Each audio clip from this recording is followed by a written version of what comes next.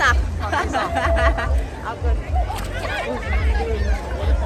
អរជូនសូមអរចាកញ្ញាមិនដែរថ្ងៃនេះបានមកចូលរួមចាប់ត្រីមានអារម្មណ៍មិនដែរដំបងអូសប្បាយមែនតើព្រោះតែធ្លាប់តែឃើញថាមួយឆ្នាំទៅមុខក៏បានឃើញគេបង្កើតដល់កម្មវិធីចាប់ត្រីប៉ុន្តែសម្រាប់ខ្ញុំចិត្តតែចង់មកថ្ងៃនេះគឺមានឱកាសហើយមានសំណាងឡើងមែនតើបានមកចូលរួមនៅក្នុងកម្មវិធីចាប់ត្រីនៅប្រាសាទបាគងផ្ទាល់ហើយគឺថាមានមនុស្សច្រើនកកមែនតើដែលវាអាចខ្លាចទៅជាតំបន់ទេសចរមួយដែលពីភ្ញៀវទេសចរជាតិនិងអន្តរជាតិជាពិសេសគឺខ្ញុំមានភ្ញៀវទេសចរគឺមកច្រើនមែនតើអញ្ចឹងខ្ញុំសប្បាយចិត្តនៅក្នុងនាមជាកូនខ្មែរហើយមានកន្លែងនៅក្នុងសៀមរាបគឺមានកន្លែងដែរគេ activity សម្រាប់ពួកគាត់មកធ្វើល្បែងកម្សាន្តលេងអញ្ចឹងណាបងប្អូនទាំងអស់គ្នាអញ្ចឹងគឺសម្រាប់ខ្ញុំគឺសប្បាយចិត្តខ្លាំងមែនតើចាមានថានេះជាលើកទី1ចាលើកទី1អញ្ចឹងមិនឃើញបានចាប់ត្រីជាមួយអ៊ំនេះកែវបានតែធំឬតូចដែរអូបងមិនបានធំណាស់ចាធំមែនតើតែបោះគេទេចា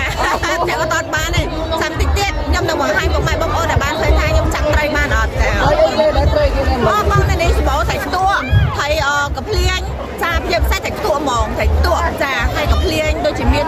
ច្រើនទៀតចាច្រើនទៀតបងប្អូនទាំងអស់គ្នាខ្ញុំសូមសរសើរទៅដល់អភិបាលស្រុកបាគងខ្លាំងមែនតើដែលគាត់បានរៀបចំនៅកម្មវិធីដែលអាចអូនភ្ញៀវទេសចរជាតិនិងអន្តរជាតិឲ្យបានមកទស្សនាហើយវាជាចំណុចពិសេសដូចជាចំណុចល្អមួយដើម្បីឲ្យប្រជាពលរដ្ឋយើងដែលគាត់ចង់ចូលរួមអ្នកខ្លះគឺគាត់នឹកដល់វ័យអតីតកាលក្មេងៗគាត់ទៅចាប់ត្រីបែបនេះក៏អត់ដឹងថាទៅរហូតណាគេទេប៉ុន្តែដោយអភិបាលស្រុកនៅប្រាសាទបាគងគាត់បានរៀបចំនៅកម្មវិធីចាប់ត្រីគឺធ្វើឲ្យយើងទាំងអស់គ្នាចាមានភាពសប្បាយរីករាយក៏ដូចជាយើងតែជាពិធីបុណ្យមួយដែល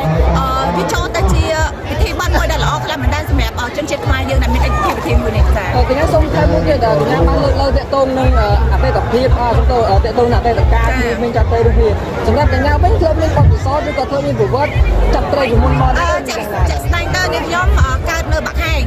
មិនមែនជាអ្នកនៅតាមស្រុកភូមិទេប៉ុន្តែក៏មានបងប្អូនច្រើនមែនតើដែលគាត់នៅតាមស្រុកភូមិហើយជាពិសេសគឺគាត់ជាអ្នកស្រែចម្ការអញ្ចឹងគឺនេះខ្ញុំចូលចិត្តមែនតើមកស្រែចម្ការហើយចាប់ត្រីនៅការបីកុមារនេះគឺខ្ញុំធ្លាប់ចាខ្ញុំធ្លាប់អញ្ចឹងវាជាអនុស្សាវរីយ៍ល្អសម្រាប់នេះខ្ញុំហើយនេះខ្ញុំពិតជាចង់មកម្ដងទៀតនៅក្នុងឆ្នាំក្រោយហើយនេះខ្ញុំក៏សង្ឃឹមថាពុកម៉ែបងប្អូនជាពលរដ្ឋកម្ពុជាទាំងអស់ដែលគាត់ចង់វិលទៅដល់ទៅថាវ័យអតីតកាលចានេះអ្នកនរគ្នាកន្លែងនេះគឺមានអារម្មណ៍ថាមកក្មេងចៅប្រុសស្រីអ៊ំពូមីងអ្នកនៅហ្នឹងគឺគាត់រុះរាយរាក់ទាក់ហើយយកបង្កើនភាពស្និទ្ធស្នាលក៏ដូចជាសប្បាយរីករាយទាំងអស់គ្នាចាចឹងកញ្ញាចង់ឲ្យប្រជាជននៅទីនេះក៏ចាប់ខំថែរក្សាវប្បធម៌ប្រពៃណីទំនៀមទម្លាប់មួយយ៉ាងណា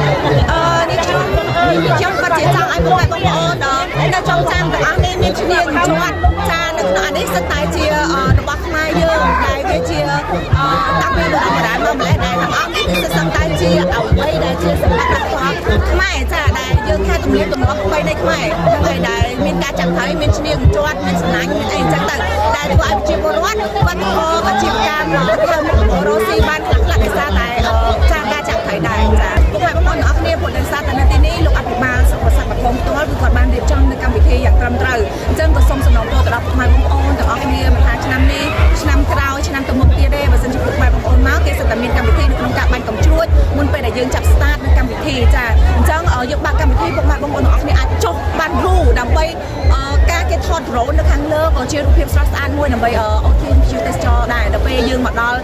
យើងអត់បានបើកក្នុងកម្មវិធីអញ្ចឹងទៅវាធ្វើឲ្យមានការ